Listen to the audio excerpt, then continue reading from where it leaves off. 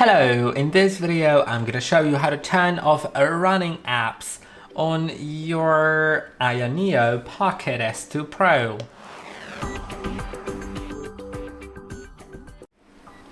If you open some apps in the background, for instance the settings, the Google Play, let's open the gallery, let's open the, I already have the settings open, the Google Play, the Google Chrome, the sound recorder, whatever.